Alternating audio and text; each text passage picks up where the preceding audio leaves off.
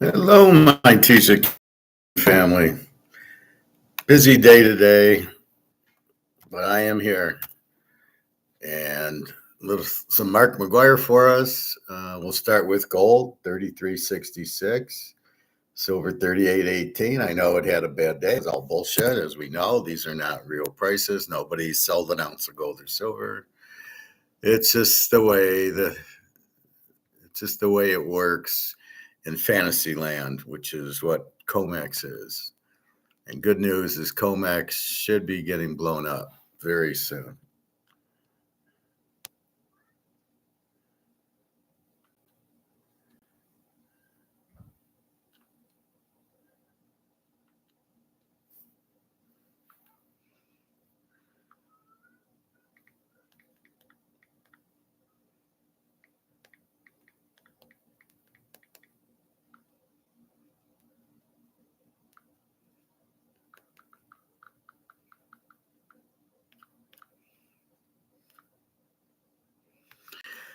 All right.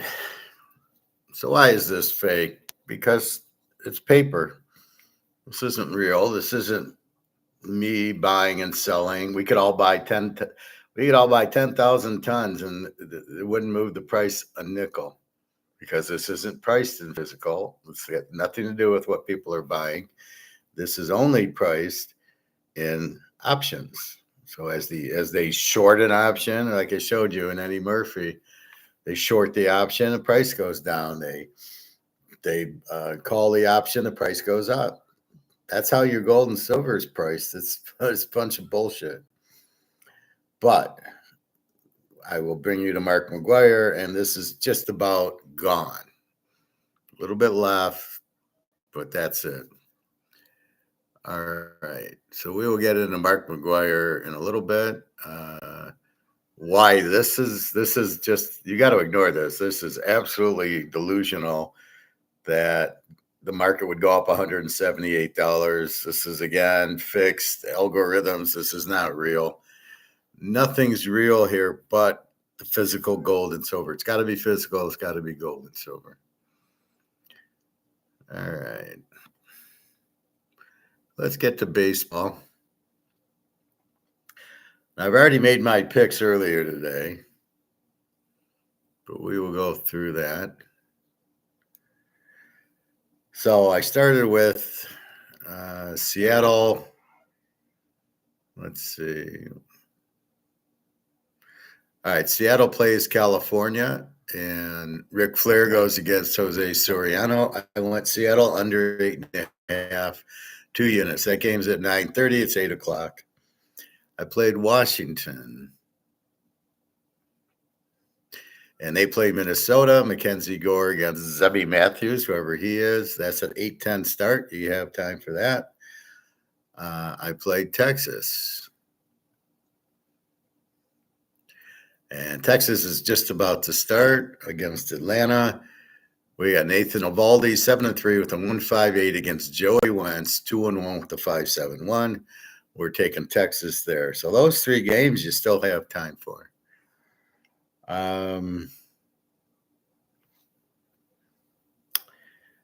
Let's see. We have the White Sox under 8, and they just started.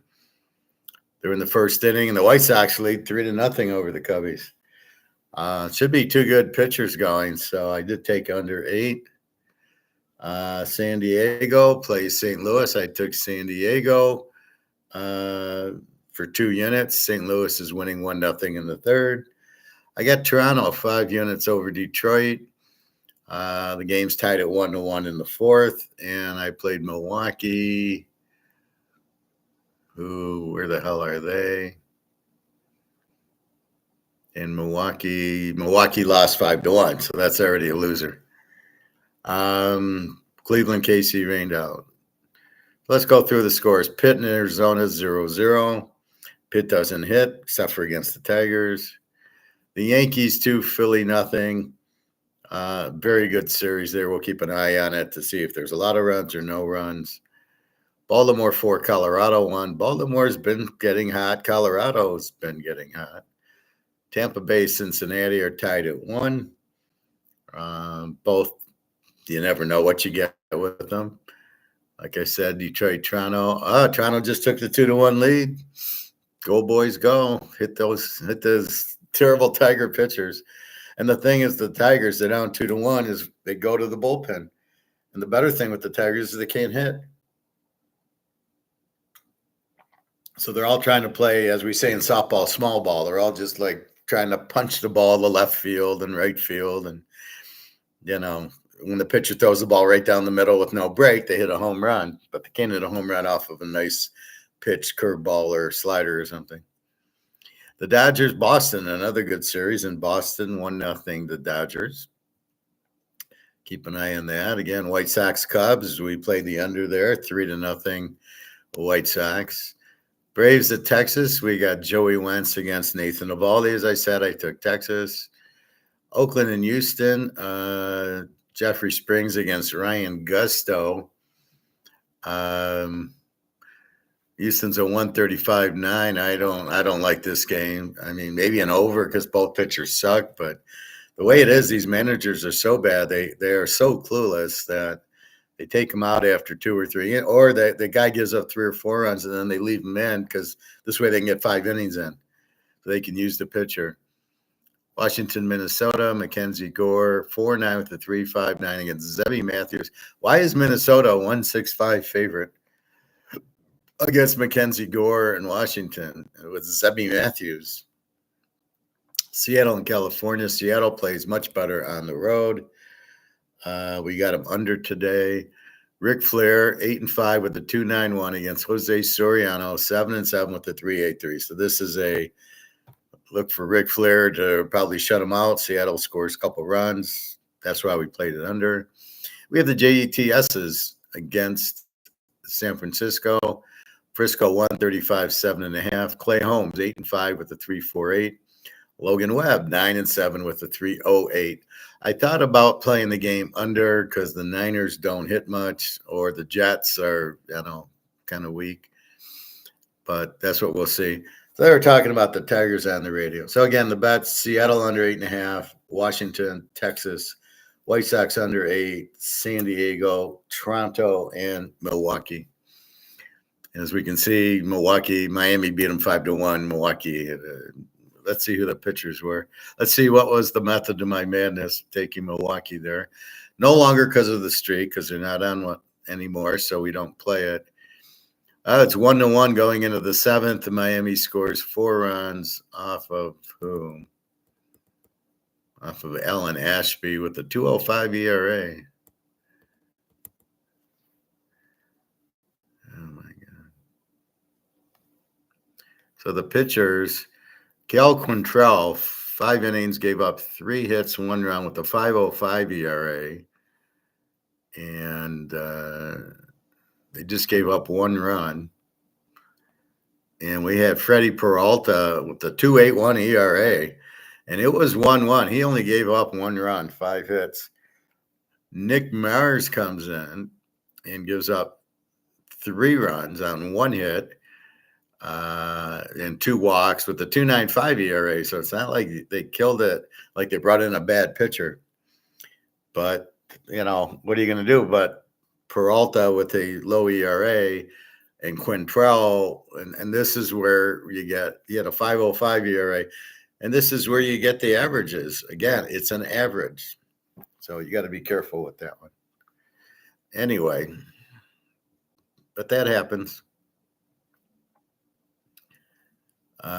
So that's baseball. Again, keep in mind, managers are terrible. Everything goes in streaks. Tomorrow we'll look at streaks. I'll be on in the morning. Very good news. I was at lunch and I get a call from the court and the unemployment, they withdrew. So the company that was trying to get me probably got a call from Tenneco. So I called Tenneco and I said, they're putting you out to dry. They're making you look bad because they're saying you sent something about me and that's why they're doing this. Well, he probably got upset. He probably called them like, you want to work for us? Stop with this shit. And next thing I know, they've withdrawn the case. So it's over. There is no trial. So I'm all set. I'll get my unemployment, In the meantime, I had an interview with Ford yesterday, a Teams interview with the hiring manager, not the HR. We'll see how that goes if I get to the next level, which is to go in the office. They liked that I had worked at Ford a few times. I had a letter of recommendation from a VP at Ford saying, yeah, Howard's a good guy. And so she liked all that. So my foot's a little more in the door with the letter of recommendation. So we'll see what happens. So all of a sudden, I get rid of the unemployment, which was really freaking me out. I am a planner, right? So I'm going to get unemployment until like September. Okay, so I'm planning that. I'm budgeting it. Okay, I can go buy some silver. I can pay down my credit cards a little bit more. Well, at least until the dollar goes out. So everything I'm doing, I'm planning that I'm getting unemployment for so long. It's been approved. I'm starting to pull it. Shouldn't be a problem. And then when you get something like that, the reason I get nervous is it fucks with my plan. Like the Joker. The Joker said, if I say I'm going to kill the mayor and it's part of the plan, nobody freaks out. But if it's not part of the plan, then everybody freaks out. And he's exactly right. That wasn't part of my plan. That I would, lose my unemployment and possibly have to pay it back. So I'm glad that's all set. Now here's where I am very, very gifted and why you bet my football games and why I win so much. I had a premonition to go out to the mailbox like Monday or Tuesday that they were going to call it off, that we weren't going to go to court. Either that or I was just going to say, hello, I'm Howard, and they were going to hang up and I was going to win. So I kind of thought I was going to get something that canceled it. How unbelievable was that? I think they were doing it hoping I was on vacation or something. It's July. Why did they wait so long, right? Because I started pulling it. I lost my job February. I started pulling it in April. So why are you now coming after me in July? Probably hoping I was on vacation. And I don't pull my mail every day because anything normally important comes in an email. Only like the government stuff comes in the mail for some reason. So anyway, I had that premonition that it wouldn't go. And I got a call at lunch as opposed to going into the mailbox, which it might be in the mailbox too. But just loved it. And I just was like, you could feel the weight come off of me because now I don't have to worry about it. And I can relax. I do unemployment Monday. I'll get it Tuesday. I got to pay rent on Friday. So everything's fine. And then I can go buy more silver because now I have that coming in. So, I can buy another couple, 5-10 more ounces. So what's going on? Trump either is the stupidest man in the world, probably. He's got this Epstein files, which obviously he's guilty of. He doesn't want it exposed. He's got BRICS on its back. He's got Russia on its back. Russia's going crazy. They're just bombing the shit out of Ukraine. Gold, the U.S. has to pay off the gold and silver and comex that they owe on the derivatives. Some people like Andy Schachman don't understand that. Oh, the U.S. is bringing all this gold and the comex. Of course, because they got to cover everybody who stands for delivery on comex. The U.S. has to make good. So they need gold. So that's one of the reasons we're seeing gold kind of stay down is because they need to buy it.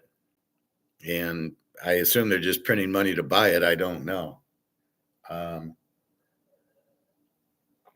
Avoid stablecoin. Again, it's just there. It's not good. It's again, this ledger, which is going to mark you where you are and how you're doing and things like that. What are you buying it on? Oh, you want to go to Vegas? No. Oh, you want to smoke cigarettes? No.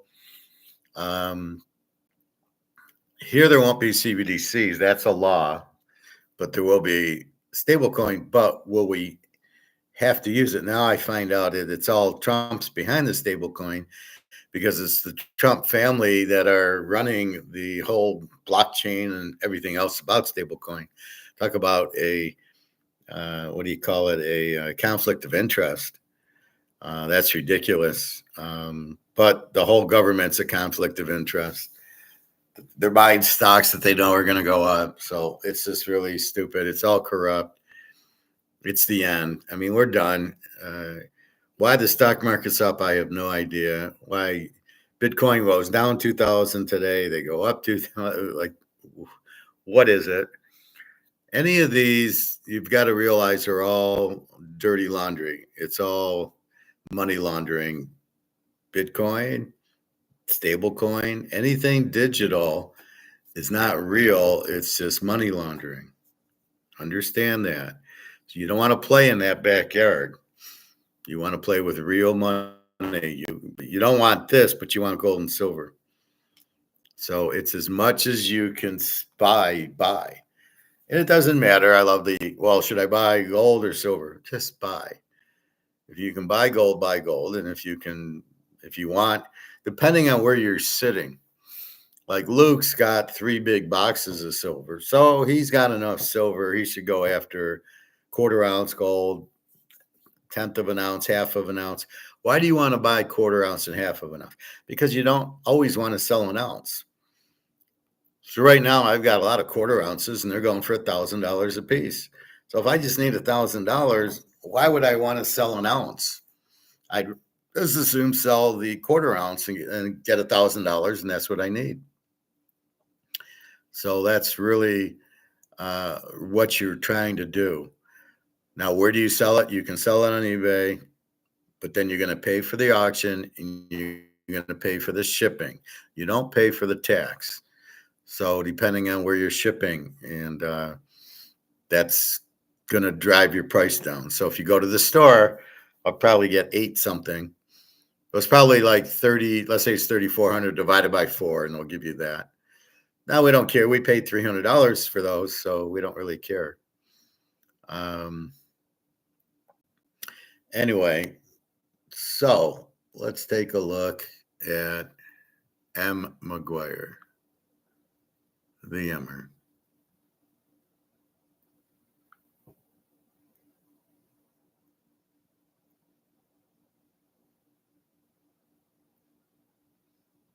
So we watched this, I think, already.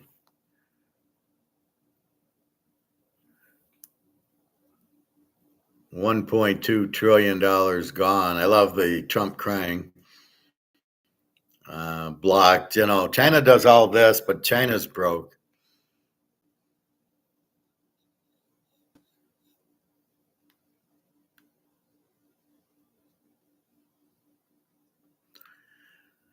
So let's go to Mr. McGuire.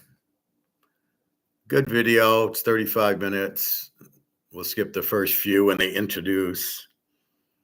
I don't get Douglas McGregor. He's starting to do finance, but he doesn't know what he's talking about. Yeah, I think we should do digital. And I'm like, so I wrote some pretty nasty comments in there, like, stick to military. You don't understand money, economics, and certainly don't want to be in digital. I'm not going to play that because it's stupid.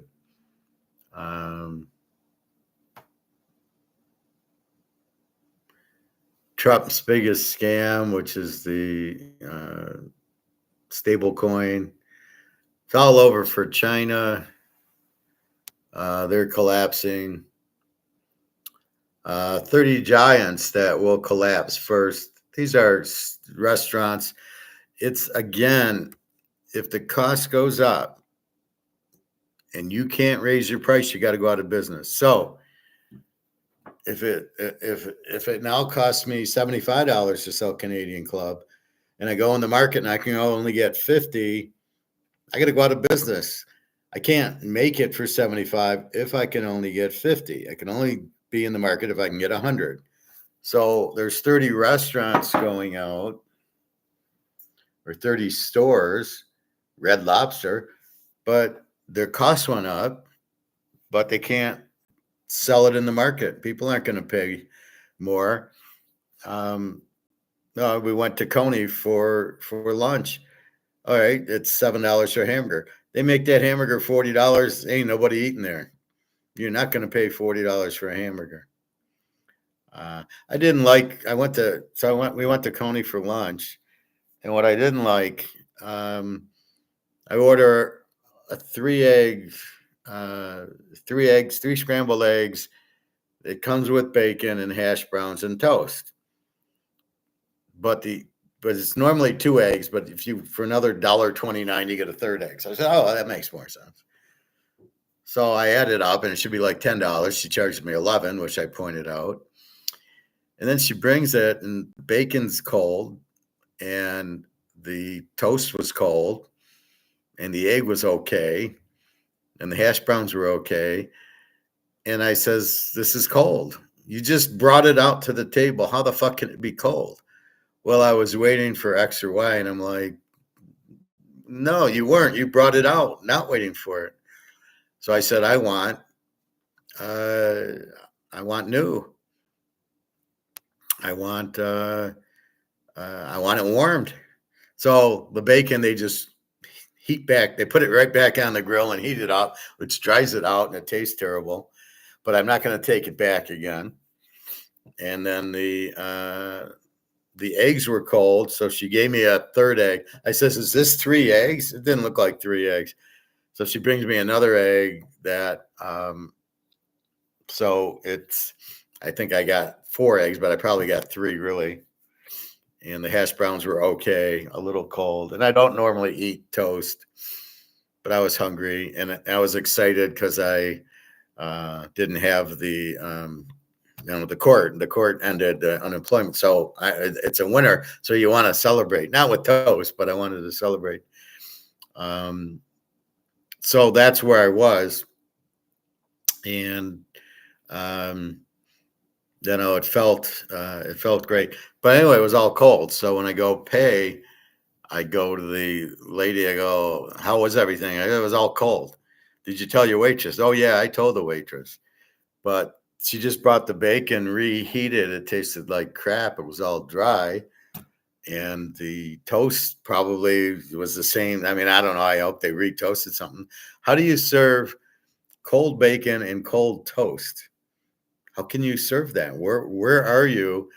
Like toast, pretty much it's toasted. You serve it. The bacon, I didn't understand it. So very disappointing. That's why I don't like the Coney. I don't like those type of restaurants. They're just cheap. And anyway, so I didn't tip the waitress because she tried screwing me out of just the idea that she charged me 11 instead of 10. Everything was cold. She's serving me cold food. So again, you got to be careful with that. All right. But that's why giants collapse. If McDonald's, if the cost of the hamburger goes up to $8 and they're going to charge you $5, they're going to lose money on the hamburger they sell you. So they have to go out. And that's what's happening. The costs are going up, but you can't just charge the customer more. The customer tells you to fuck off. We're not going to pay more. That's why just because costs go up from tariffs and inflation doesn't mean, well, you just raise prices. No. Here you go, Red Lobster. No, you can't raise prices there because people aren't going to buy it. All right, let's go to Mr. McGuire. Same old phone? Nah, this is my new studio. More screen to score film. All right, we don't care. Gateway to.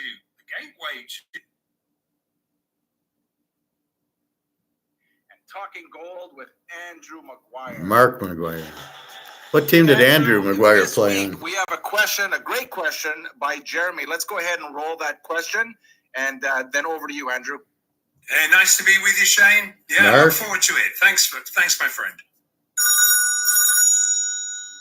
Really? Hey, Andrew.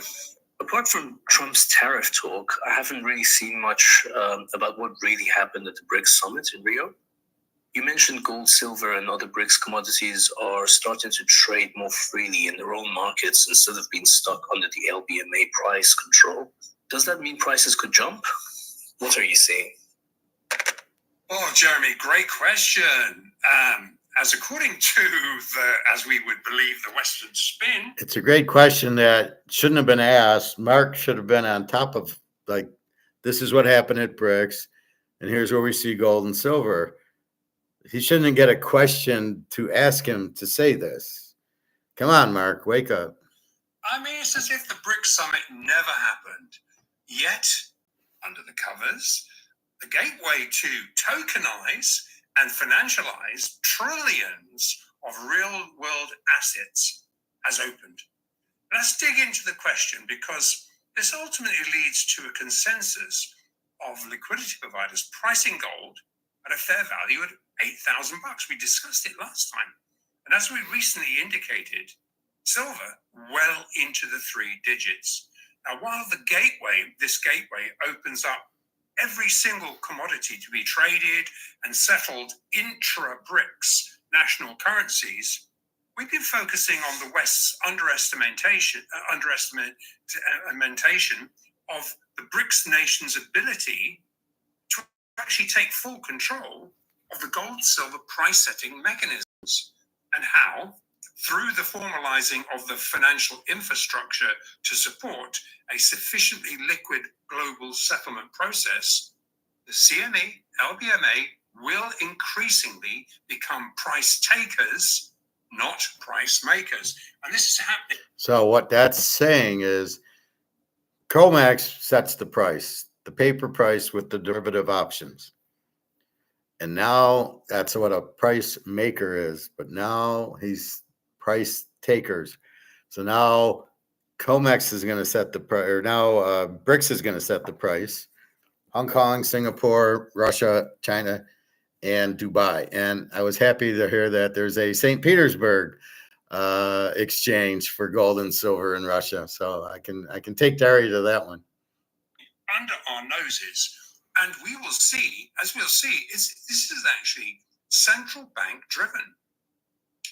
And so, responding to Trump's warning to the BRICS so-called war on the dollar, let's start by looking at what Russian Foreign Affairs Minister Sergei Ravkov reiterated yesterday, and basically said, no one in the BRICS community is raising the issue of replacing the dollar. The alternative is to switch to settlements in national currencies. That's the path we're taking with BRICS. So really, you've got two different views here. Now, what's being missed by the dollar hegemons? It's not an attack on the dollar. It just means that intra-BRICS trades will be cleared outside of the dollar. Now, Western-facing commodity traders will continue. These trades will continue to be settled in dollars as they face the West. But, and a very, very big but, the price will be influenced by the BRICS nations' physically determined supply-demand prices. And this will be most evident in the real supply-demand pricing of commodities that are also crossed against global-facing foreign exchange markets, of which gold, silver, platinum, and palladium are crossed against. Obviously, not all commodities. In fact, no commodities other than gold, silver, platinum, and palladium are actually crossed seen as money, as a foreign exchange cross against the dollar and the euro, yen, etc., etc. Now, the BRICS multipolar global price discovery process is not just contained to the foreign exchange crosses in gold, silver, platinum, and palladium. In aggregate, including oil, energy, and rare earths, the BRICS nations are estimated to produce, consume, and ultimately control some 85% of an 8 trillion a year global commodities complex. Now, along with precious metals, as we are going to see, BRICS nations are going to become the price makers, not just in the precious metals complex, but also in every single commodity they touch, utilizing the trustless blockchain rails, the tokenization, financialization, and a 7-second settlement process will ultimately dictate a truly multipolar price. Clearly, this is going to backwash into the leveraged, asymmetrically imbalanced derivative markets, which gear around all of these products. Now, what we're going to expand on from our last episode is how, beginning with gold, silver, and all monetary assets, every single real-world asset is in the process of being tokenized and financialized to trade and be settled outside the weaponized dollar-based system. And as we drew attention to during the BRICS summit, backed by central banks, sovereign, and fresh safe haven physical demand, we have Singapore, Shanghai, Hong Kong, Saudi, Brazil, Africa, Southeast Asia. They've already aggregated sufficient physical market liquidity to actually benchmark a global physically determined supply-demand gold price. Now, following the BRICS Rio summit and Trump doubling down on tariff threats, the gloves have now come off. Now, in keeping with the overall BRICS mandate of taking barriers down, really to empower multipolarity, the focus on the Rio BRICS summit was on providing, this is the key thing, the necessary financial multipolarity to be able to price and sanction-proof commodities into a blend of BRICS local currencies. Now, completely missed by the mainstream media and the Western observers is that the complex task of benchmarking trillions of non-dollar denominated intra-BRICS trade will be benchmarked by pegging this blend of widely varying national currencies to a prescribed weight of gold. Now, as we've looked at last time. So what he just said, they're going to gold standard all the BRICS money. So we're wondering, well, A is going to be backed by gold. B, the part that isn't backed by gold, how are you going to have a Brazil Ria to a Saudi dollar to a Russian dollar to the China yuan? Well, right now they're back to the dollar. So like the ruble's 79 and the yuan's 7, and who knows what Brazil is. And now it's all about, it's whatever it's backed by gold. So gold will back the currency, so everybody can trust that. You don't trust Russia, it doesn't matter. You have the currencies backed by gold. And that's why all the central banks are buying the shit out of gold. And that's why we don't worry about the gold price, because it's going to the moon. Nothing can stop it because there's very little. There's 200,000 tons. And right now, China's got 70,000 of them and buying more. So you can see why China is thinking they could be the world reserve currency with 70,000 tons of gold out of 200. That's pretty much most of it. That they'll come out with their physical price.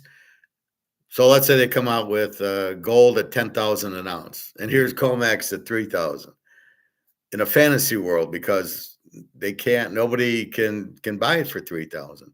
No. Comex is selling for 10. And that's where comex will get blown up, because they can do this paper game, but everybody's going to look at the physical game. And so since it's all backed by gold and the dollar isn't, say goodbye to the dollar, the pound, the euro, the Canadian dollar, the Swiss franc, anything not in BRICS will be bye-bye. Because they can't compete with gold. Nothing can. That's the beauty of gold. You can't inflate it. You can't print it. You can't counterfeit it. You can't use copper and brass and say, hey, it's gold. Only on Money Heist can they use brass. So they're going to check it out and they're going to say, nope, it's not gold. You cannot counterfeit gold. You can't print gold. The value of gold is the value of gold. And BRICS wants it high. Because if me and you are sitting on 10 tons of gold, we don't want no $3,000 an ounce. We want $30,000 an ounce, because we already got it. And that's the whole point here. So look for BRICS. Keep buying the gold. And there's not a lot left. I guarantee you, there is not like 50 tons of gold sitting around they can buy. That's why I don't understand what comex is doing. They have a little bit, but they got to pay off. They got to pay the people asking for delivery. That's all that is. We're not accumulating gold. We're too stupid. we're doing stable coins because Trump owns the stable coins. He owns all the stocks and the deliveries. So Trump's making millions of dollars off of this stable coin. Great president. Yeah. He's not corrupt, though. This de-dollarizing effort is actually being facilitated with the expansion of the new development bank, the NDB, bolstering into BRICS national currency trades, ultimately benchmarked to gold, a percentage of gold. Now, Russian Finance Minister Anton Siluanov confirmed that the NDB had formalized a multi-billion-dollar sanctioned tariff-proof cross-border settlement hub backed up by loan guarantees for mega infrastructure projects across the BRICS sphere. Now, we put up some links on these initiatives last time, but in short, with over 80% of the world's population gaining economic weight and already controlling 40% of all global trades, Trump's tariffs are nothing short of war measures into which the BRICS nations are countering to rapidly consolidate resources. Now, the NDB are consolidating with supporting Chinese That's a BRICS initiatives bank as well. And this is not just a soulless operation. This is really well put together. And so they understand that the provision of the necessary financing is required to bring this forward. And there are a lot of instruments under this initiative, but gold as money will benchmark all local currencies. Now, while everyday current BRICS pay transactions are currently not directly backed by a weight of gold, because they are settled within the BRICS clear system, the FX value of each nation's currency is actually being weighted against each other by the percentage of gold backing up that individual currency. Hence, the race by every BRICS central bank to accrue as much gold as possible. And much of these gold purchases escape reporting. And while we've been tracking direct central bank purchases for a heck of a long time, some of these transactions have been acknowledged by the World Gold Council in this report. So in essence, 19 out of 36 respondents in the World Gold Council survey said they're buying gold directly from domestic artisanal and small-scale gold miners in local currencies. So they're not buying it from COMEX. They're going right to the mines. So when somebody asks me about buying the miners, I warn them they're not going to have the inventory. So if the gold price goes up to $10,000 an ounce, how many ounces do the miners have? Because most of their inventory is being bought. So let's say they had 10 tons. Well, if 10 tons are bought, they have zero inventory, even though gold went way up. So just be careful with the miners. Okay, so you need a facility for that. 4 are thinking of following suit as well. Now, this is a slightly higher figure than last year's survey, which was there was about 14 central banks out of 57 said they were buying directly from domestic sources. What does this do? It leaves the LBMA cartel of market makers out in the cold. Furthermore, as we've been tracking ever since the IMF refused China's offer to buy its share of the 400 tons of IMF gold. Remember, that was back in 2010. And you remember that they put up 400 tons of gold for sale. India was allowed to take half, 200 tons, but Beijing's bid to take the remaining 200 tons at the current price was then about $1,000, was absolutely blatantly refused. So China went on the offensive against the West. That was really the pivotal moment where China moved in against the West. And as we tracked at the time, that remaining 200 tons was sold into the market as part of the 50-year gold capping mandate. In other words, we saw time and time and time again over the years, gold being sold into the marketplace or leased into the marketplace. So this was a way of continuing that game.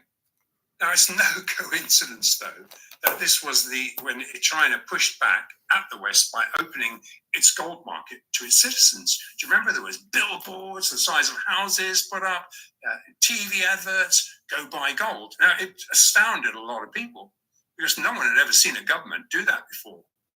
So now, around $2,500 higher, this process has continued in layers.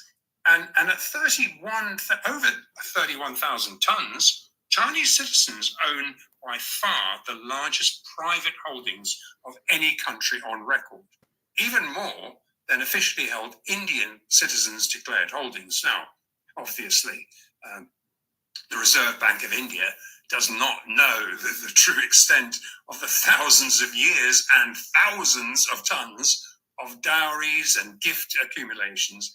But needless to say, even accepting the declared holdings, just these two BRICS members alone have around 10 times as much treasure as US Treasury stocks contain. So, it's important to kind of put this into perspective. So ultimately, with gold increasingly backing real world assets, the US administration has two choices: head into a losing head-on battle against the global majority, or revalue gold to compete. Well, it's pretty clear they're going to have to take the latter option. China stepped up the gold buying ante in February. If you remember, in February, they mandated Chinese insurance companies to divest billions of US treasuries and dollars into backing 1% of their 43 billion of pension assets into gold. A process that has only just really begun, and on its own would have been sufficient to drive the gold price above 4,500 by the fourth quarter. But we've got reliable information that this percentage increased to 2% in June, which equates to over 25% of all global mine supply. And word is this is ultimately going to rise to 10% or 4.3 billion in 2026. Now, it's no coincidence that the very large unreported 400-ounce monetary central bank purchases have consistently flowed out of London, out of Switzerland and Dubai hubs over the last 15 years, enabling tens of thousands of tons of gold to be secretly accumulated. And as we discussed last time, a very large percentage of Beijing's gold reserves, what they do is bolster military assets. And as such, real gold assets are as closely guarded a secret as weapon systems and strategies. So this odd 2,900 tons they talk about is window dressing. This is why official reserves do not include unreported BRICS, primarily Russian, Chinese, and Saudi, 400-ounce monetary gold accumulations, which also picked up significantly in March 2022. Not including what is secretly held by the Chinese generals, empirical evidence suggests that in aggregate, including this 2,292 tons of officially reported gold, Beijing has salted at least 35,000 tons of gold inside the state-held banks.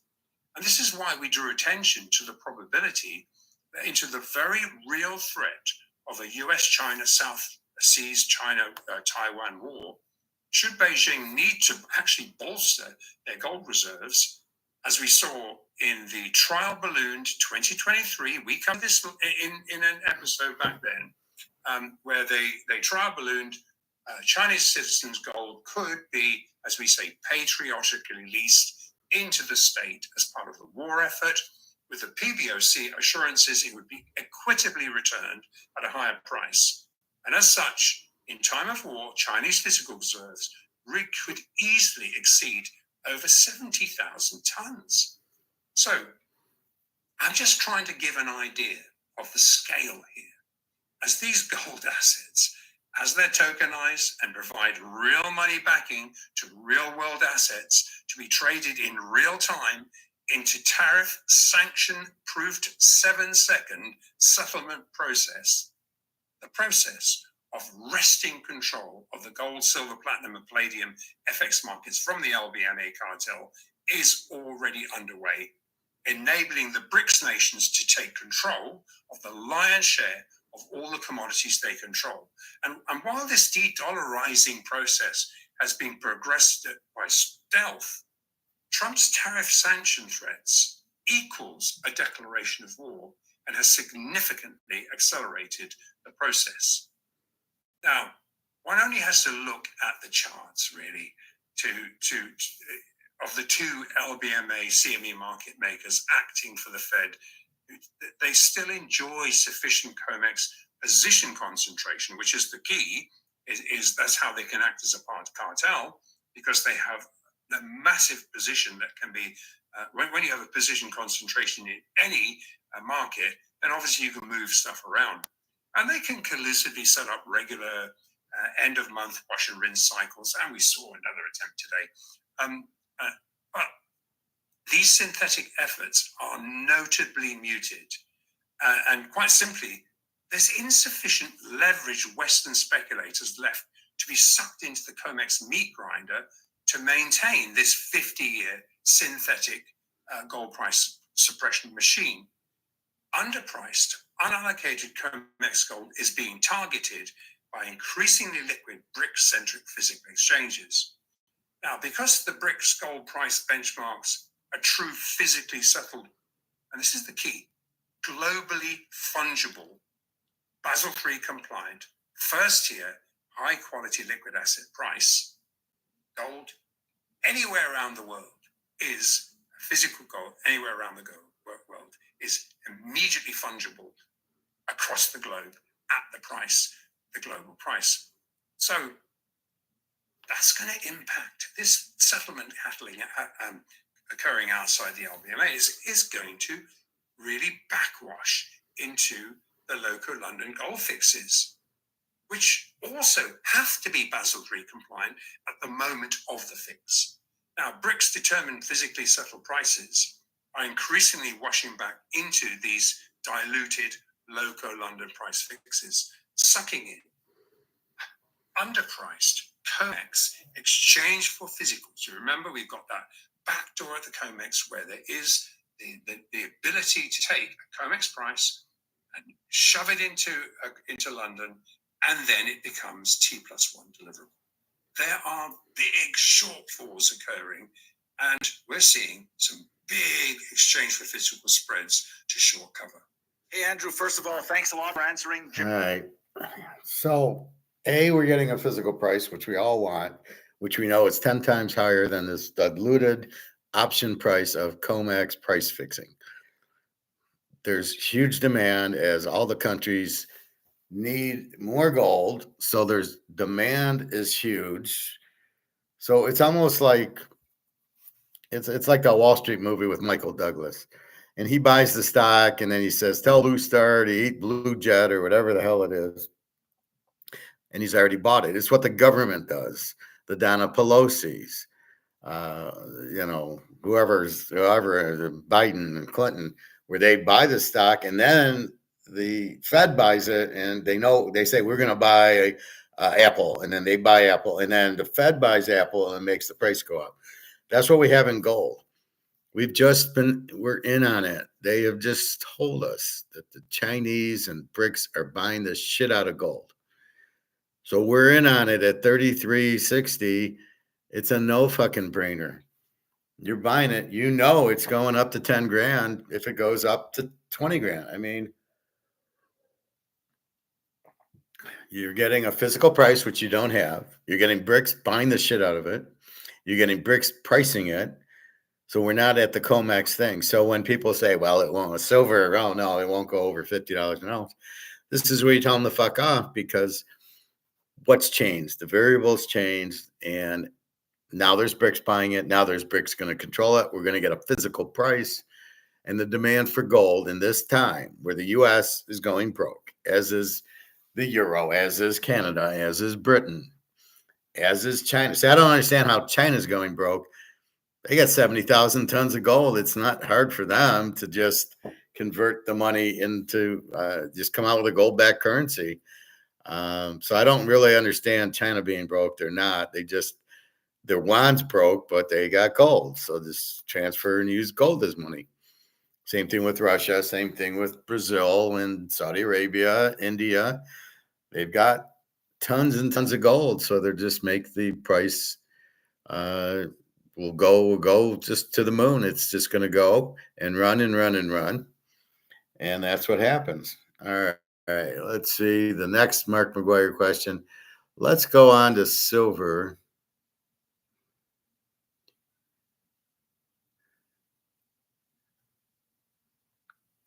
The LBMA are losing control of this counterintuitively based 50-year price suppression game, which has allowed them to cash settle gold alongside every other fiat diluted asset. And they're losing they're losing this control because in aggregate, the BRICS nations have now accrued sufficient physical market liquidity to actually benchmark this self-arbitraging, fungible global sanction and tariff-proof gold price for T+0 settlement. We're talking instantaneous settlement. So in sync with the NDB rollout, China's cross-border payment system, the CIPS, already interconnects with 4,900 banking institutions, and it's growing by several every day. Now, the CIPS settlement platform actually overtook SWIFT transactions in April. I thought it was May, but it was April. So tokenizing these BRICS collaborations into stable coins backed by real assets, along with a race to secure as much gold as possible to back the value of each nation's foreign exchange currency, provides BRICS nations and their counterparties with a very liquid 7-second settlement process. Now, following Trump's 50-day Russian and BRICS counterparty tariff sanction threats that followed 2 weeks ago, I think it was last week or the week before, when we saw freshly weaponized EU-Russia sanctions, what we have is credible information. The already beta-tested 40% gold-backed decentralized sanction and tariff-approved blockchain rails are about to formally launch. The clues are actually all there. Following China opening up and opening vaulting and physical metal facilities into a series of Western-facing gold vaults and settlement hubs where it can be moved across the floor and delivered T+0. There's a lot more of these beginning to follow. Now, these are already the same hubs that we referred to earlier. We've got Singapore, Shanghai, Hong Kong, Saudi, Russia, Brazil, Africa, Southeast Asia, and there's more to come. These are all vaulting hubs. Shanghai facing vaulting, international facing vaulting hubs where gold can be priced centrally in areas and can then be delivered T+0, as I say, by literally moving it. And it's fungible. So therefore, if a transaction happens in Singapore and it's happening in Brazil, because it's fungible, then literally you just move it across the floor here and you move it across the floor here. So it's so simple. It's unbelievable. As part of the initiative to price gold outside of local London, Russia is launching gold trading on the St. Petersburg exchange, which is the SPOMEX. And more initiatives to benchmark gold and silver within the BRICS sphere are rolling out monthly.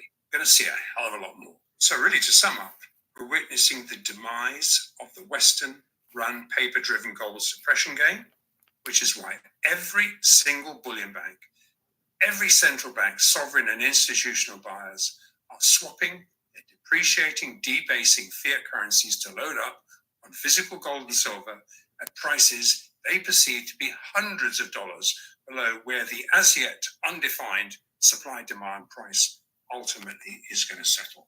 Hey, Andrew. Happy times. That's what we've been waiting for. It sounds like here it is. And that's what we've been talking about. We are Rumpelstiltskin. We are taking worthless dollars and we're buying gold and silver with it. Rumpelstiltskin. That's the point I've been making for 5 years now is get out of dollars because they're worthless, and get into gold and silver, because not only is it never be worthless because there's huge demand and you can't print it. Low supply, huge demand means high price, but you have it like it's still cheap. At 3,300 or 3,400 for gold is a joke, but your dollar is not worth. So I take 3,400 to the gold store and I buy gold. The gold's not worth 3,400. It's worth probably 10 to 15,000. B, this is not worth 3,400. Giving him $3,400 is probably worth like $300. So I'm really buying an ounce of gold valued at worth about $10,000, valued at 3,300, for $3,400 valued at about maybe $340. What a return, right? So we're taking $34 in real terms and buying something worth 10 grand. And you guys ask me, how much should I buy? Should I buy gold or silver? It's a joke. So the same thing with silver. Silver, it costs you about $40 an ounce because it's like $2 to that. So you buy 100 ounces is $4,000. So for $400, you're getting silver at you're getting 100 ounces at $4,000 that are worth probably $10,000, or let's say $1,000 an ounce, conservatively. So you're getting something worth $40,000 for 400. And you ask me, yeah, should I get into stock? Should I buy real estate? I mean, that's about as easy as I can spell it out. The dollar, we know, isn't worth it. This dollar is worth 1 cent. It's lost 99% of its value. It still says 1, or it still says 100, or it still says 4,000. It says 4,000, but we know it's not worth 4,000. At best, it's worth 400. But what you're buying is silver. That's $40. That is worth probably, let's say, $1,000 an ounce. Or let's say $500 an ounce. You're buying, You're buying 100 ounces. 40 times 100 is 4. Yeah, it's 40 times, so it's 4,000. So for $4,000, you're getting 100 ounces of silver. So you're really getting something that's worth, let's say, so it's worth $4,000 that you're buying for. No, wait. 500 times 1,000. So you're buying for $40, you're getting $50,000 worth of silver. Can I understand what's wrong with that equation? So the dollar's worth nothing.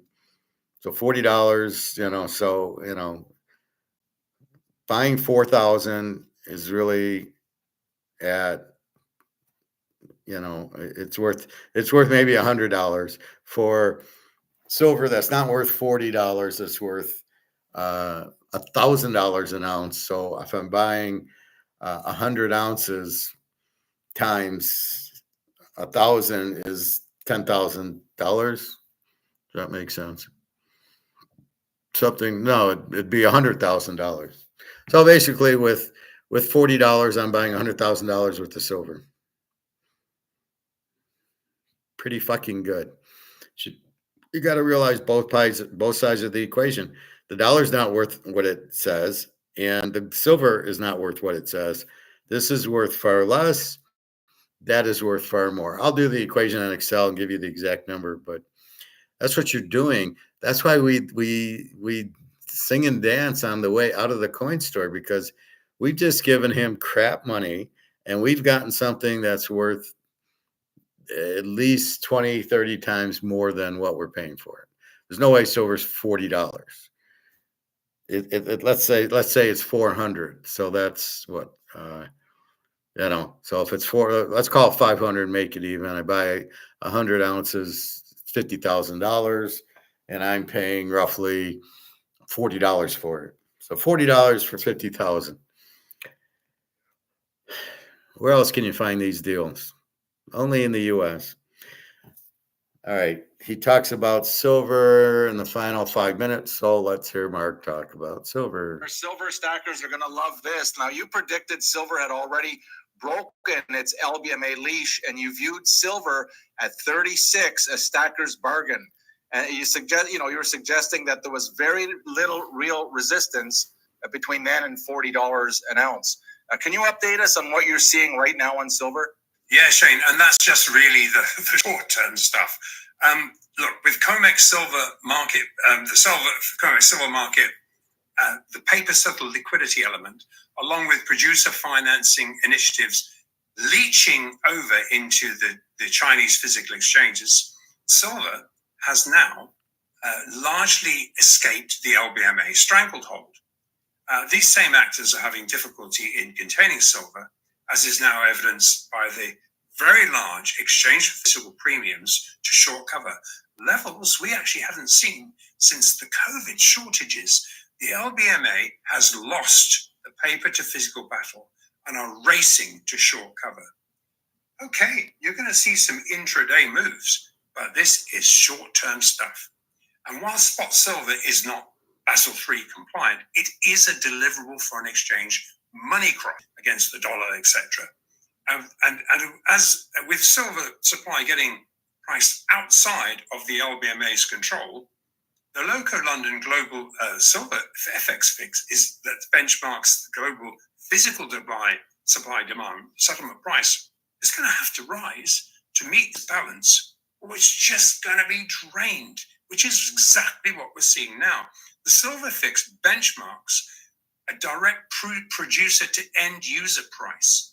So any discrepancies will be arbitraged. Liquidity providers report continued accumulation of underpriced LBMA CME silver is stepping up. So to put the BRICS-driven silver LBMA short squeeze into perspective, we really noted two things. The current front contract silver contract, the contract versus weighed up against the spot price, the physical spot price, that EFP, that exchange for physical, that connection, in other words, the ability to short cover, has significantly expanded into price rises, and then it rapidly contracts into bid-pulled dips. So what's this telling us? It's because we initially evidenced a 92-cent COMEX premium. That's, ouch, $4,600 per contract. You had to pay that premium to be able to cover shorts into the 11th of July BRICS-driven breakout. However, as I record this, the cost to short cover asymmetrically imbalanced shorts is still elevated at around 40 cents or $2,000 per contract. I mean, evidencing this paper to physical imbalance is still unresolved. So short-term silver lease rates are also at 6.5%, also attesting to this tight supply. And looking at the option structure, which is obviously we always look at what's going on at the end of each month, and Monday's options expiry. And of course, these option structures are, after given the price rises, and they were put in place a long time ago, between 6 and 12 months ago, they're offside. Now, silver is not, this contract is not in delivery, but footprints are evidencing that this asymmetric imbalance short skewed EFP price, because it's commanding such very large premiums, we're seeing dips being used as opportunities to short cover. And this should keep dips shallow and continue to drive very large short squeeze into the 50s, where we expect very large sideline BRICS demand to pick up.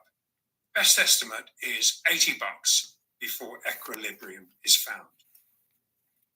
So, look, thank you so much for your questions. The only one I have for you is how much physical gold and silver do you have now? And how much of your depreciating fiat dollars, pounds, euros, yens, Swiss francs, etc., are you investing into grossly underpriced physical gold and silver? All right, that wraps up another. Using your overvalued monopoly money. So this isn't worth this is worth far less than you think. The gold and silver are worth far more than you think. So even if you buy an ounce for $3,400, you're paying $340 and it's worth maybe $30,000. So it's not like you're paying $3,400 for a $3,400 ounce of gold. You're paying $340 for a $34,000 ounce of gold. How much do you want to buy? All right. Qualities of the medium of exchange, which is money. We'll go through this one more time because you keep saying fungible, and I wanted to explain that. So portable, it's a little bit, does a lot of work. So it fits in your wallet, whatever. You can put this in my wallet, it's portable. It's scarce. It must be limited. Well, what did they do? Overabundance loses value. So wait a minute. If overabundance loses value, that must mean if they keep printing and printing and printing, it has no value. So they can't just print and print and print because then it's overabundance and it loses value. Divisible for small exchanges. Now, this is what we keep asking.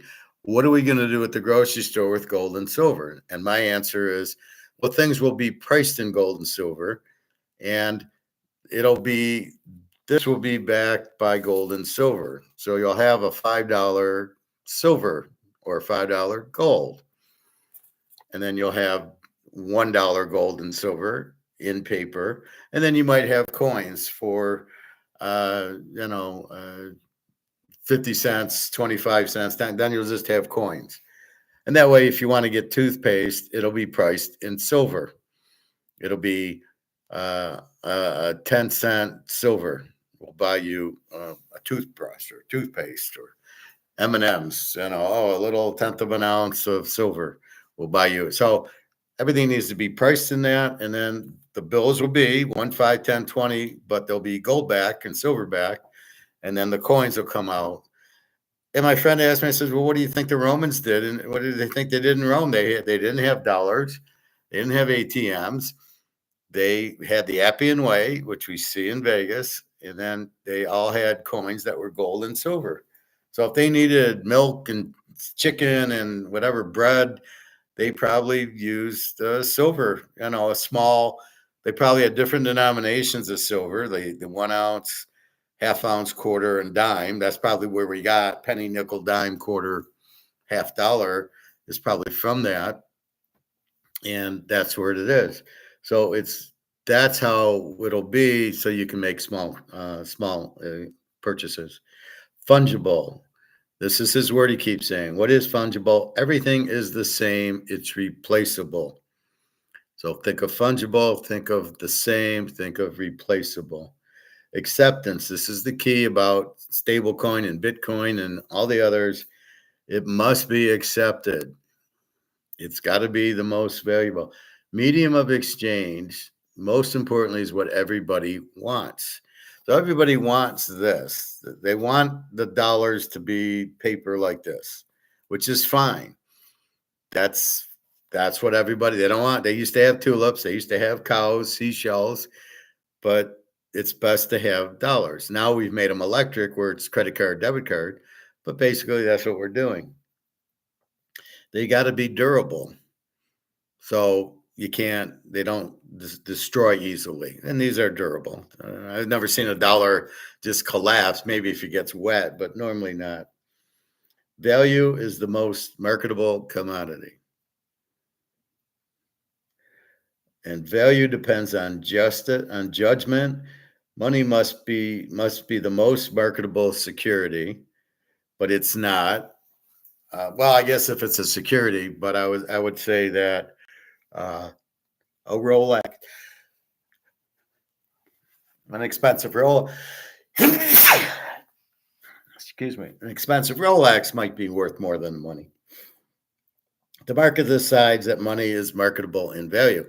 The market decides it, not the government. The market decides gold and silver, not the government. What is JP Morgan trying to do in the London?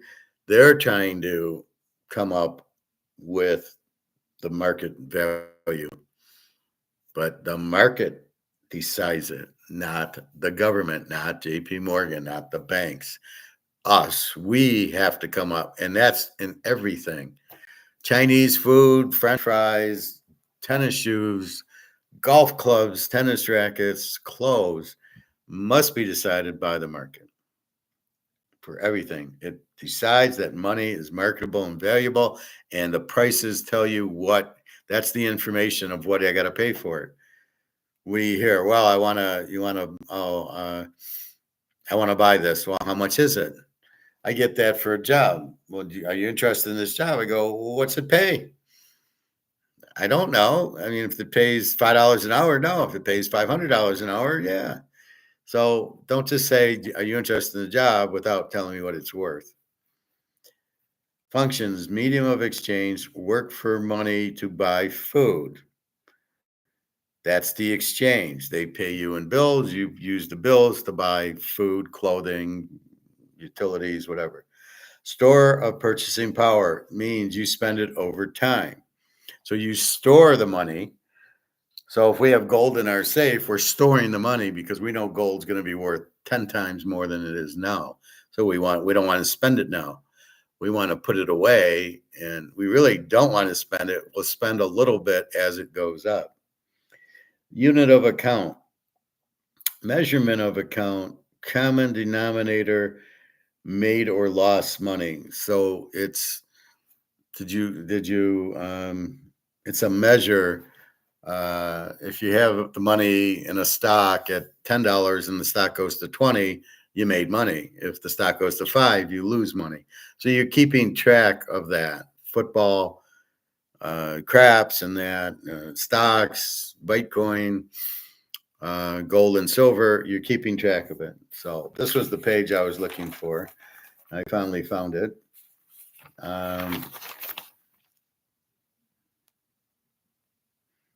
Let's talk about a war. How is Russia paying for their war? Well, there's 4 ways. Taxes, bonds, printing money, or the Fed printing money. The banks are the printing money, or the Fed's printing, the government. Taxes,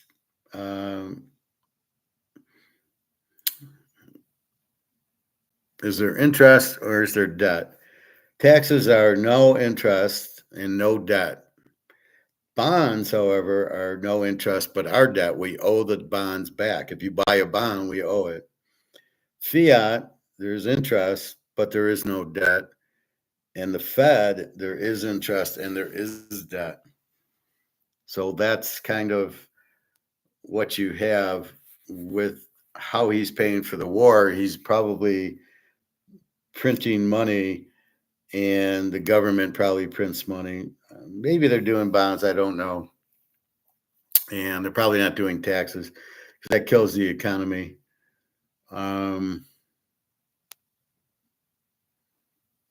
What caused the depression? Smoot-Hawley Tariff Act. So if you're wondering, well, what, so we now see, here's where we go. We hit an iceberg, the water comes in the ship, the ship sinks, and get on the lifeboat as soon as it hits there. So what are we doing here with, I lost my thought. Fuck.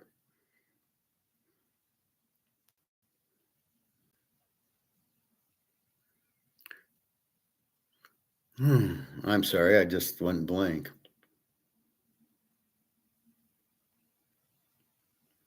Shit.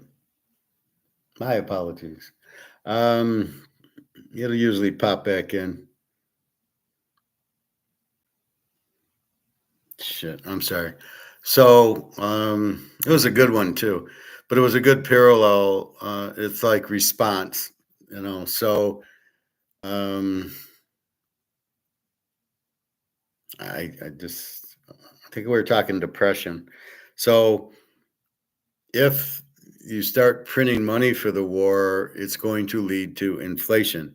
If you had the Smoot-Hawley Tariff Act or a tariff, I think that's where I was going. So if it's a tariff act, we can see that it's going to cause a depression, just like the Smoot-Hawley Tariff Act in 1929, 1930 caused a depression because it makes it makes costs go up, but you can't raise prices. But that was my point. So as we see this tariff act come into play, this whatever we call it, Trump Tariff Act, as we see that, well, we know what's going to happen. We know costs are going to go up because that's what a tariff does. It's a tax that makes you have to add on to your thing. So if it costs me $25 to make this, and then I got to add a tariff, now it costs me $50, even though it's only $25 to make it, it's $25 in taxes. And that's the problem. So you've just raised my cost from 25 to 50. Can I raise my price from 50 to 75? But then people have less money to buy because all the costs are going up. So it's important when you see tariffs to run to the hills, to run to gold, because that tells you the tariff's the iceberg, right? The iceberg hits the ship, it's going to sink. Water's coming in, it's sinking. As soon as you see tariff, costs go up and the economy slows. That's why when you ask me if we're in a recession, and I go, yeah, because obviously if costs have gone up and prices have gone up, obviously the economy's got to be slowing down. So I don't even know what, or I'm listening. All I know is it's an automatic. We hit the iceberg. Oh, the ship's going to sink. Are we in a recession? Yes, because costs went up. So the economy has to slow down because that's what happens. The economy slows down. That's a recession. So that's the definition, slowing of the economy.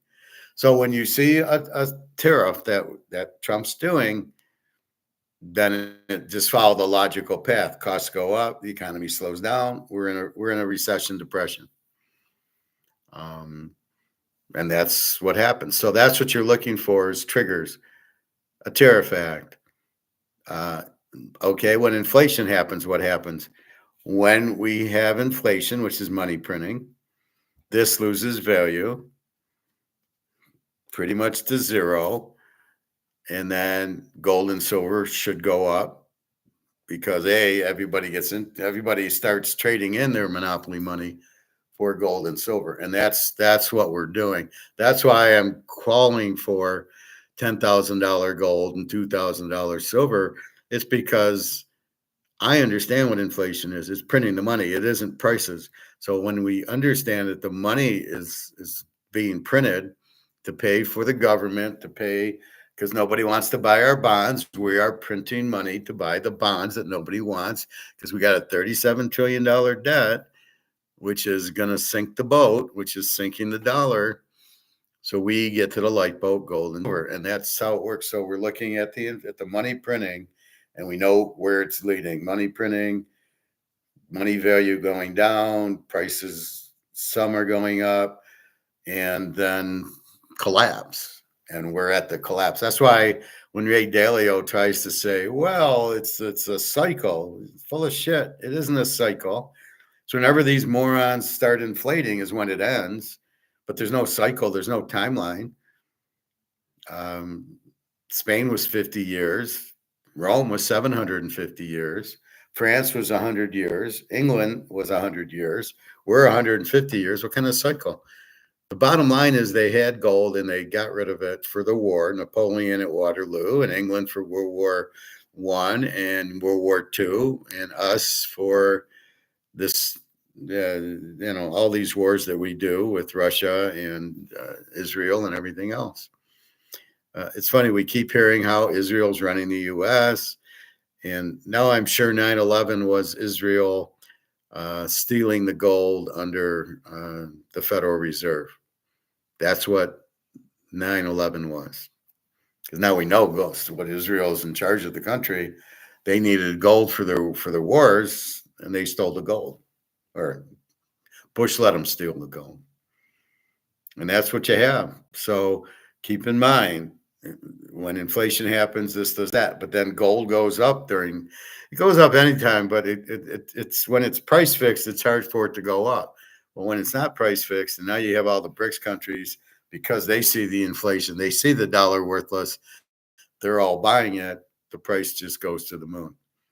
And that's why we're so confident, because the dollar's worthless. You can't stay in dollars. So when asked, well, you got to get out of dollars, you can't stay in it because it's not worth anything. Oh, how are we going to pay for groceries? Well, I'll change the prices to gold and silver, and it'll be gold and silver backed dollars. Didn't you see what happened in the 1800s? We had a gold backed currency. We had silver certificates and I think gold certificates. So they were backed by gold and silver.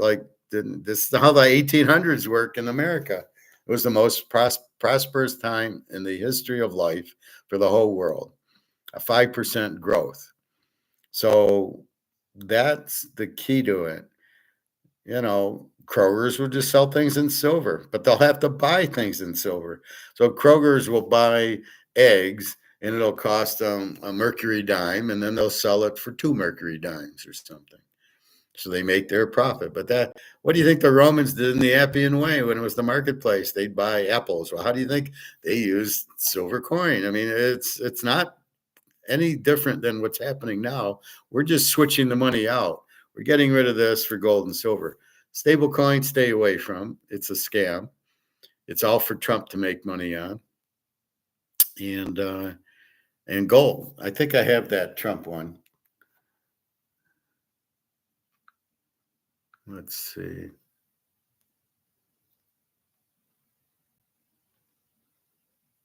She's telling us to this juice will regrow your hair. It's onion juice, I think. I don't know. I have to watch the whole. It's something to do with onions. Trump's biggest scam, I think that's the stable coin. Let me see.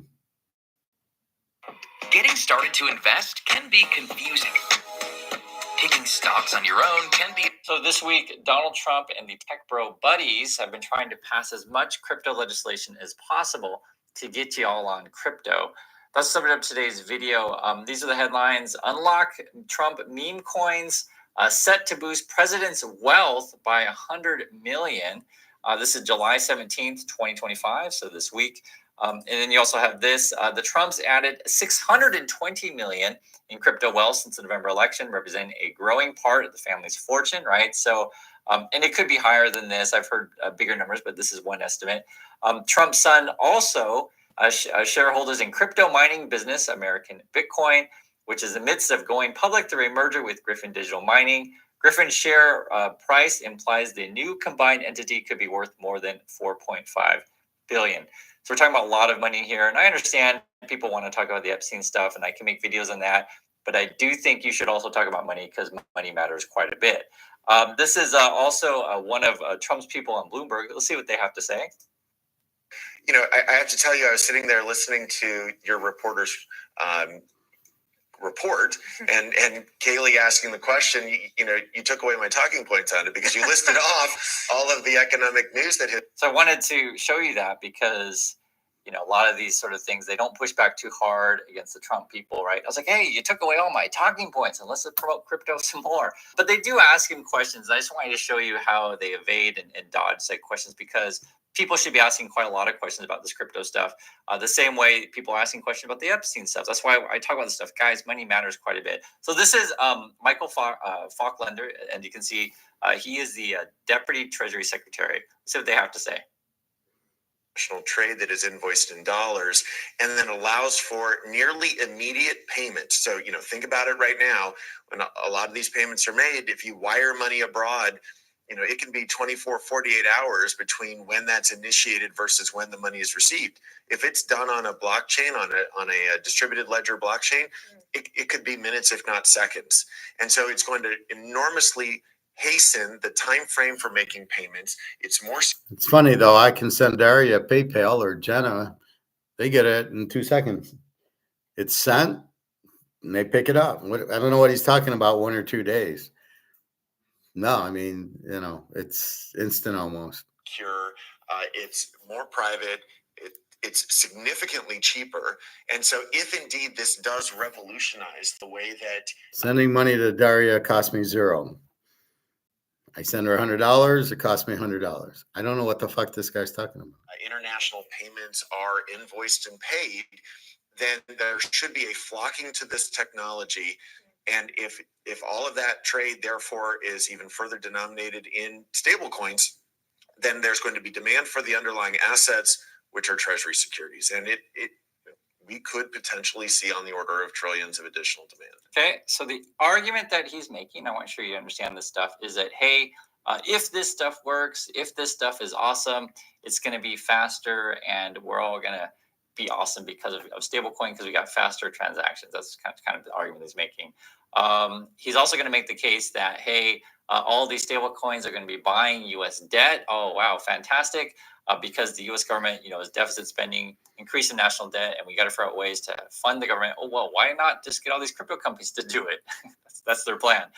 Because what if, for example, Japan, China, UK, and various, foreign entities or pension funds or whatever is like, I'm not buying U.S. debt. It's not worth it. Well, what if we get the crypto bros to do it? Now, why would they do that? And is there any sort of risk if the crypto bros are buying all the U.S. debt? Listen to this answer here. So if there is this trillions in additional demand and you have stable coins backed by treasuries and there's a mass redemption event, doesn't this create some sort of financial stability risk? So she's asking basically, what if there's a run on a stable coin, meaning that people are like, I don't want your Mickey Mouse coins. I want to sell it all. Give me some cash, like a run, right? A stability event. Like, what about that? What happens? What does he say here? I would say the exact opposite, because you look at treasuries, as treasury bills in particular, as being the most liquid market, the most liquid asset in the world. And so, even when we've had times of stress, we know how to make sure that the treasury market operates. So that's one thing. The second thing is, so he doesn't answer. It doesn't really make sense. So the idea is like, okay, what if these stablecoin are buying a bunch of American debt, right? They're buying a bunch of treasuries. And then what if someone wants to make a run on that stablecoin, basically cashing out at your casino chips, and you start selling off a bunch of bonds? He's like, wow, these treasury bills are really, really liquid. And it doesn't, meaning, yeah, you could sell them off. It doesn't really make sense. I guess you're trying to make the case that you can get your money back, but it would make the bond market really unstable if indeed we have a bunch of runs on these coins. That's sort of why I just want you guys to hear this stuff. So do be aware, though, if you're giving your money to these crypto companies, they can lie about their holdings. They can commit fraud. They can lie on their books. And if there's no regulatory oversight, you may never know until there is some sort of bank run or coin run, a better way to say it, and you're trying to cash out your coins and you end up not getting your money back. That's happened before. I'm certainly going to happen again. And remember, these kind of stable coins are popular among people who like to money laundering, do illicit activity, and crime syndicates. So there's that. So remember, what do I tell you? ETFs, if you buy a gold ETF and you think you own an ounce of gold, you don't, because each ounce of gold goes to 1,000 people. So it's the same thing here. If you get into this stablecoin crap and then you say, I want my money, probably not going to get it out. This is why the only thing to own is physical gold and silver. It's yours. If this is gold, this is mine. I have it. I can't get fucked on it. I have it. I know what it's worth. It's going to be worth a lot more. That's what I got. I want to hold it. I don't want it digital. I don't own it if it's digital. Who knows who owns it? Who knows if it even exists? Because it's digital. So you think you have a Bitcoin worth 115,000. It lost 2,000 today. It goes up 2,000, goes down 2,000. What's the real price? Whatever the mafia wants it at. But do you really own it? Can you really get out of it? Can you sell it? Oh, I know, like some Luke sold his. Okay. But there's going to be a 1099. There's going to be a tax to it. There's going to be something not right with it. And you don't own it, right? It's digital. It's not in your hand. You want physical. Because of this legislation providing the full understanding of how these things work, providing legislative structure to them, if anything, it should reduce any kind of run risk against this asset. So we actually think that this creates a more stable environment for payments. And so there, he's making the case more stable coins will be more demand for U.S. debt. That's the case that he makes. I want to hear a different case, though. Proponents of this legislation say that it actually makes the stablecoin market safer. It requires that a stablecoin is backed dollar for dollar by high quality assets. Why do you not see that it works that way? Imagine effortlessly mining Bitcoin with CT Pool. No more complicated setups or drained phone backs. That way. Well, what you have is a system designed to be a payment system for those who want cryptocurrency, that is to say, hidden money. We already have money market funds. They're well regulated. They have assets behind them, and they pay about a 4% return. This Genius Act creates a new money market fund. They call it a stable coin. And under the law, it can pay 0% interest. That's all it can pay is 0% interest. So why would any genius invest in that? And the answer is the one advantage it has. It's right there in the name cryptocurrency, which means hidden money. And that is these stable coins are exempt from the Know Your Customer anti-money laundering provisions. So look, anybody engaged in honest business who's paying their taxes will want to get that 4% rate of return available from any of the money market funds that are out there. But if you're engaged in crime, tax evasion, or you're hiding assets from your former spouse, you give up that 4%. And this is a system designed to provide those folks with an efficient payment system. I don't think drug dealers deserve an efficient payment and monetary system. And what I thought was fascinating too, when you mentioned the whole spouse thing. So, you know, I guess if you're like a Trump or a Musk or whatever, and you're getting involved with all kinds of relationships, you need ways to hide your money, right? And then he also mentioned drug dealers, et cetera. But that's essentially the advantages and speed. So less transparency, speed, and more laundering. Let's see what Falkender has to say. On concerns around the crypto markets and specifically President Trump's ties to them, I don't have to tell you that ethics concerns have been raised for the ties that both he and his family have via World Liberty Financial or their own meme coins, et cetera, to this market. How should Americans think about the degree of confidence they should have that regulators in this administration and Republicans within the president's party are making the best choices to make sure this is secure for them financially, and not just that it provides some financial benefit to the president's interests? so, number one, I would point to the fact that this legislation in both the House and the Senate got a massive bipartisan majority. So any notion that the Democrats would sign on to a bill that is somehow going to make it, easier for the president to generate wealth for himself, I think is belied by the fact that we got such strong Democratic support. So that's the argument. So the question is, well, isn't Trump going to get rich off of this? And the reporter's even kind of like spitting, which is like, you literally saw it there. Are making the best choices to make sure this is secure for them financially, and not just that it provides some financial benefit to the president's interests. He's like, wow, the Democrats voted for it too. That was his argument. Again, let's listen to a different point of view on this stuff. This is, again, Representative Brad Sherman. But Congressman, the administration clearly made the case to many of your colleagues on both the Genius Act, but also the Clarity Act. 78 Democrats ended up voting for that bill. Are you disappointed with your colleagues that ended up getting on board with this? Well, I got to remember, most of my colleagues haven't spent near as much time as I have studying this issue, but they're all aware that this is the biggest corrupting industry ever in the history of politics. People are aware of these super PACs for big oil or big pharma.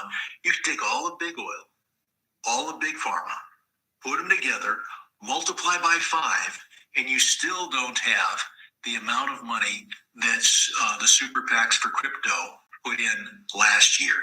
So all of my colleagues are experts in politics. That's why they're here.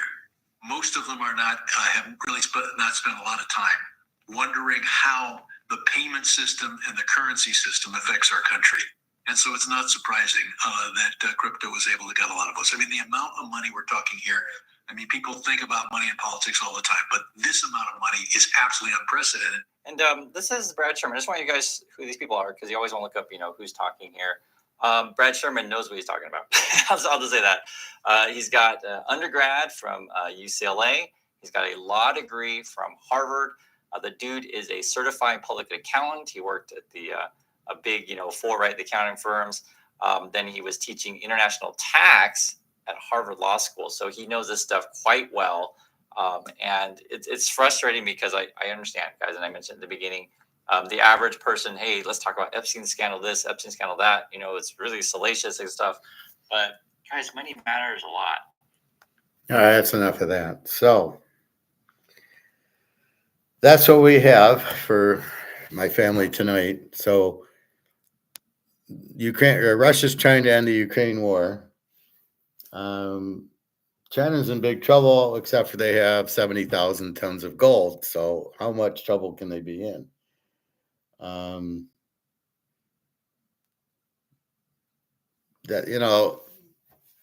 It's like anybody. If you don't have money, well, oh wait, I got 100 ounces of gold. Well, then you're okay. You're not, you can use the gold, or you have a Mantle card or a Rolex.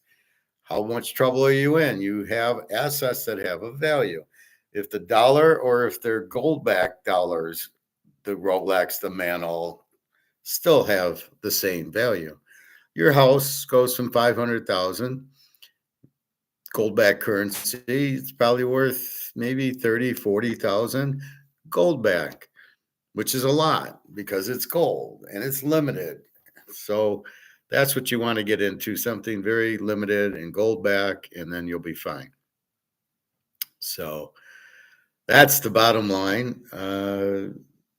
Anyway, sorry I'm on late. Again, our baseball picks, if I can find my sheet.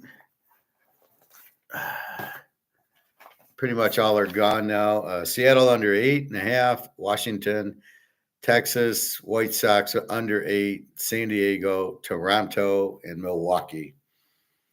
And the Tigers they're done like the dollar. I heard the manager today say, well, you played like garbage yesterday. And I'm thinking, that's how you motivate them? Aren't you stealing signs, or did you stop stealing signs? My guess is they were caught stealing. They were stealing signs. Everybody was hitting. And then the word got out that they're stealing signs. So everybody, instead of sign 1, they do sign 2. Sign 2 is the curveball. Sign 1 was the curveball. And so now they can't hit because they don't know what the pitch is. They can't pitch because they're lousy. Even this Casey Mize, they're all so excited they made the All-Star team. 7 All-Stars, huh? Of the 7 All-Stars, they had 1 All-Star, and that was Skubal. The rest are not All-Stars. That's how bad the talent is. I mean, the All-Star game really sucked. The talent in the league sucks.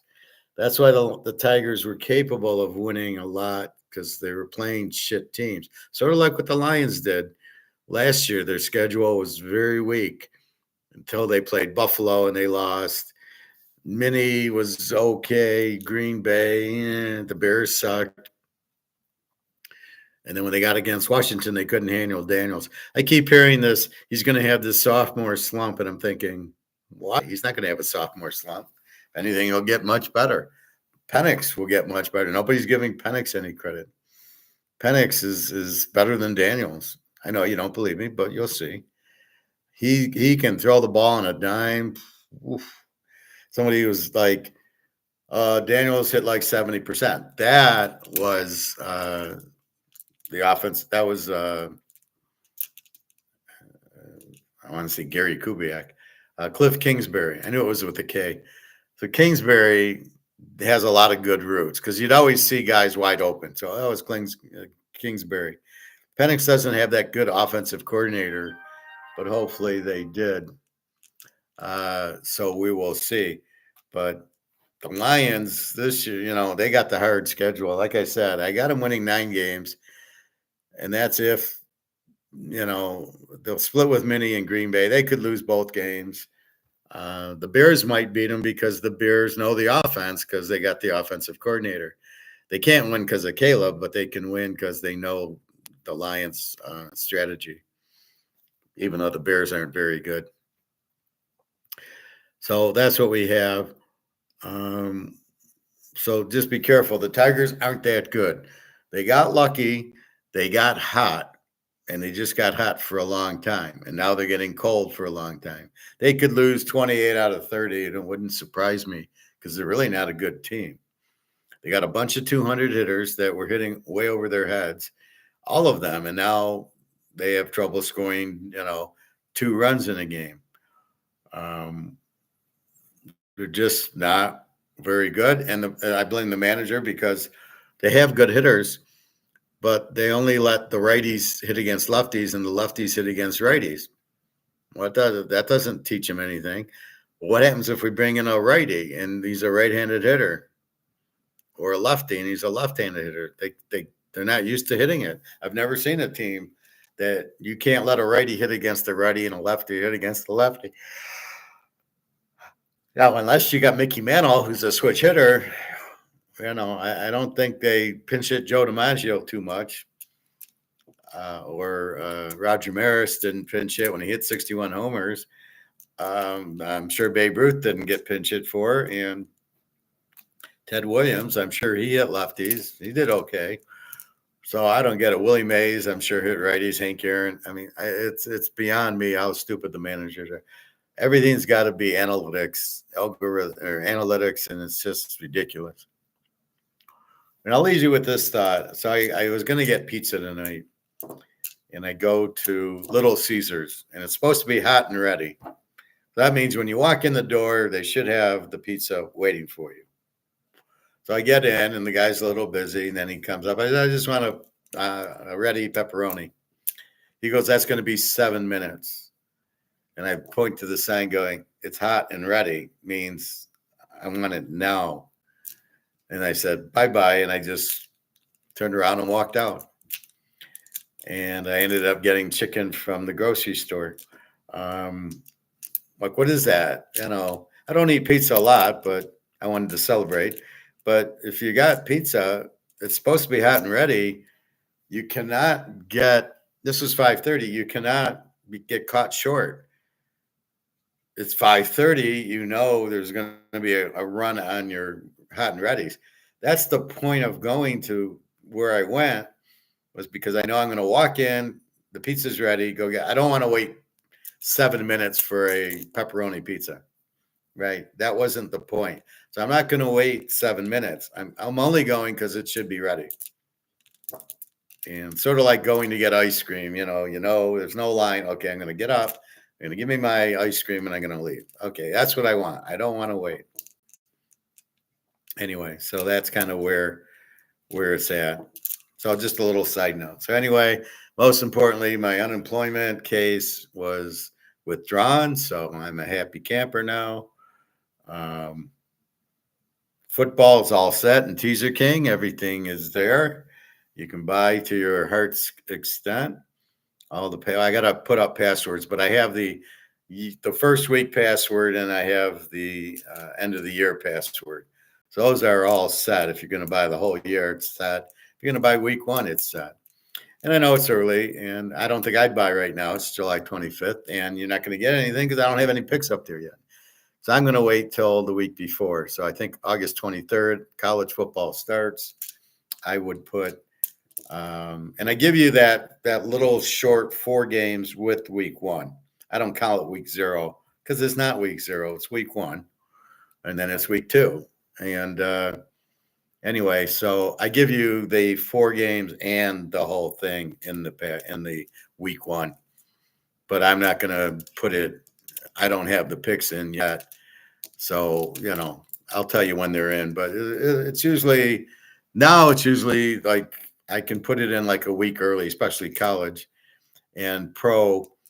Probably like, Philly plays on Thursday. Probably Monday or Tuesday. I'll post a lot of games and that. But don't take me as if I gave you,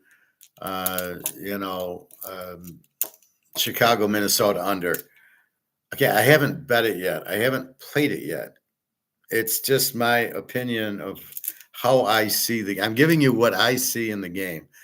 2 good defenses, 2 shitty quarterbacks. And that's what I'm going to look at. But in football, it's one game a week, so I can really study it and go, oh, here's all the trends that we need. Where baseball being every day, I can't always spot the overs and the unders. The Yankees stuck out. Detroit's an under team, so you can kind of see what's going on. But that's as far as it goes. Anyway, so that's what we have. Mark McGuire, good show. We're looking for $8,000 gold, and we're looking for $500 silver. I think 1,000. I think it's just about to collapse, and I do think it'll just be you'll wake up and the price will be much higher. So buy what you can now. We know it's going up. Like I said, this is worth a penny. So it's 3,500 of these pennies. Buys you an ounce of gold, which is worth 10 times more than the 3,360 that it's showing. So you're buying with $320, you're buying a 8,000, 10,000 ounce, $10,000 an ounce gold coin. So you win on both ends. The idea is you're playing a game to get rid of your monopoly money. And you get to be Rumpelstiltskin and turn this into gold and silver. And that's the game. And the winnings at the end, all the gold and silver becomes worth a lot more. And a good time is had by all. Anyway, that's what's going on. So have a good Friday night. I'll be on tomorrow about 11, I think. Normal time for baseball. And I'll watch a little bit more YouTube to see what's going on. Anyway, that's it. Have a nice night. www.teaserking.com. If you haven't been to my site, go to my site. You got my history from last year up, and you can just walk around, get familiar with the teaser if you don't know. It's really just adding or subtracting 6 points from the spread. You just have to pick two games, and it's usually 11 to 10. Or you can play three games and get favorable odds. But they're very, very dangerous. You make a lot of money. You turn a lot of losers into winners the way I pick it. Because I'll take a 2 + 8 and they lose by a field goal. You'd have lost -2. You would have lost in the money line. But in the teaser, you get 8 points. It's a W. And I turn a lot of L's into W's. It makes us a lot of money. All right. Have a good night. www.teaserking.com. All right. Thank you, everybody.